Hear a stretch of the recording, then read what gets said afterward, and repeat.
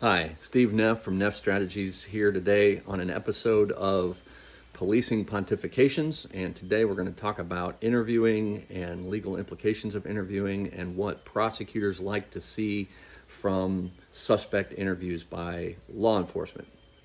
There was a movie some time back called What Do Women Want that starred Mel Gibson, and the premise of the movie was that Mel Gibson obtained some sort of magical ability to read the minds of women, and he was able to adjust his conduct to appeal to them.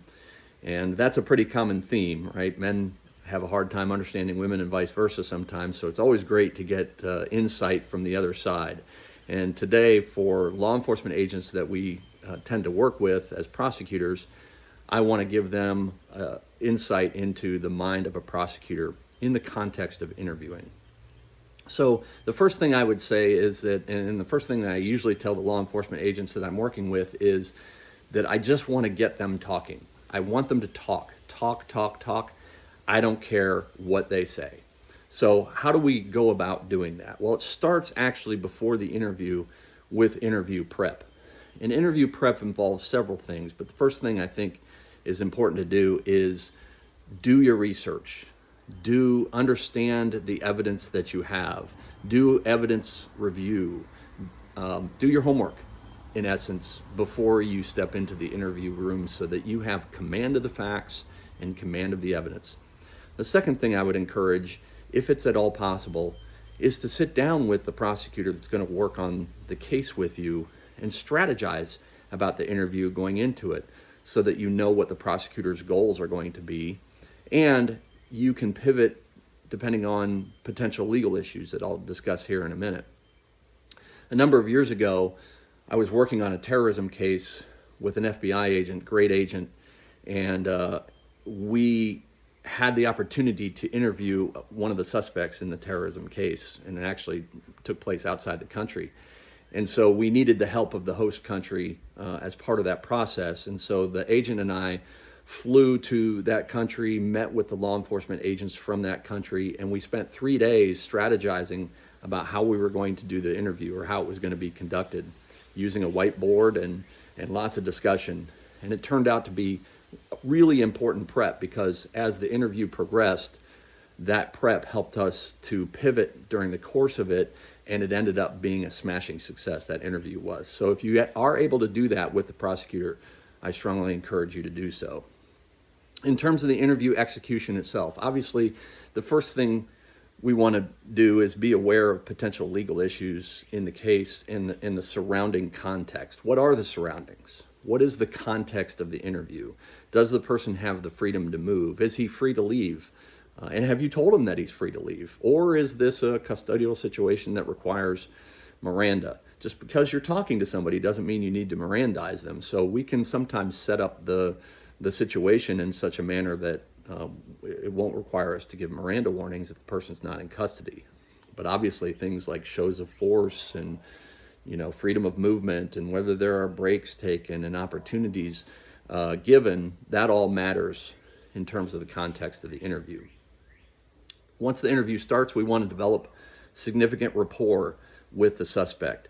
My parents used to tell me that God gave me 2 ears and 1 mouth for a reason. I like to talk a lot.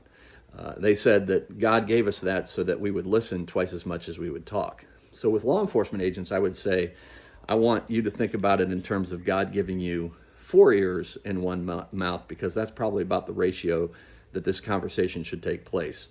Everyone's favorite topic is, of course, themselves. And we want to, of course, get them talking. And the best way to do that is to behave as if you're Sheriff Andy Taylor and not Rambo. First of all, it's going to be better in terms of the suspect being willing to talk to you. But second of all, Sheriff Andy plays far better than Rambo in front of judges and juries. We want to ask open-ended questions. We want to start with non-confrontational questions. We just want to get them talking. So what is it that prosecutors love? What is it that prosecutors want? Well, I like evolving stories. I like stories where the suspect starts in one place but kind of ends up in another. Obviously, I want him talking, not you. Whenever they're talking, whenever they're providing information, whenever they're saying things, then one of the things that is going to happen is we're going to get more leads. We're going to find out what other witnesses maybe we should be interviewing. We're going to find out what other evidence we might be able to obtain. And this is important, really, first and foremost, in case the suspect is actually telling the truth and being honest that they didn't do it. I mean, as a threshold matter, we don't want to prosecute people who aren't guilty. So, the more that we can find out, the better. But assuming that the person is guilty, then when they're talking, they tell us things that we're able to go out and corroborate. We're able to find out additional information to figure out whether they're telling the truth or not, even beyond what we already have. In terms of what I love false exculpatory statements. In fact, in some ways, I like them more than I like confessions. Confessions are great. And of course, everybody walks into an interview thinking, man, I got to get him to confess.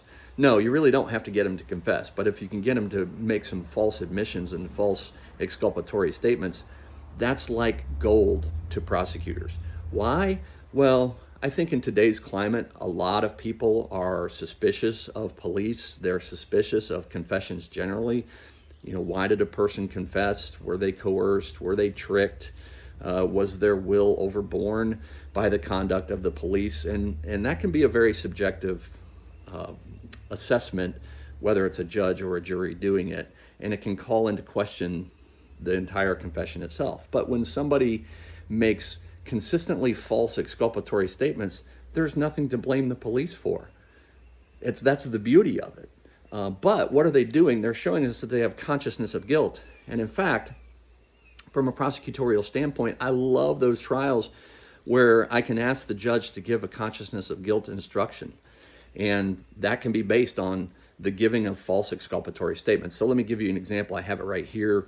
The Sixth Circuit Court of Appeals, or the Sixth Circuit, has a series of standard jury instructions. And one of the standard instructions, 7.14, is titled Flight, Concealment of Evidence, and False Exculpatory Statements.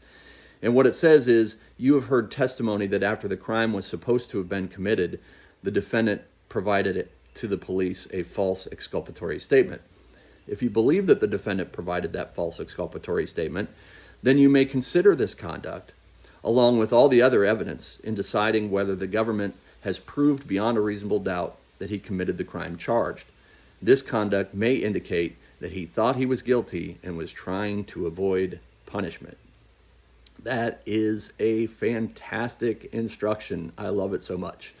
So when I look at sort of the continuum of potential statements, I created this with the help of Claude. I input the information into Claude and created this sort of diagram of this continuum. It's very crude, it's very generalized, it's not anything you should ever use, but I'm gonna hold it up for you and try to pause it there so you can see it, and you can pause the video there if you can read it. But on the continuum, I went from statements that involved truthful exculpatory statements and no confession, all the way up to false exculpatory statements with a confession. What does that continuum look like? So I'm going to hold this up here so you can see it. And I'll leave it there for a minute. And you can pause the video as well and take a look. But as you can see, I actually prefer a false exculpatory statement and no confession to some truthful exculpatory statements with a confession. So take that with whatever you will, but those are my preferences. One reason is I get that instruction. The other reason is I don't have to worry about the jury being suspicious about police conduct or police motives.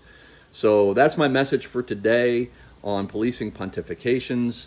I'm going to talk about it a little bit more in my narrative and in the comments below. So let's talk about it.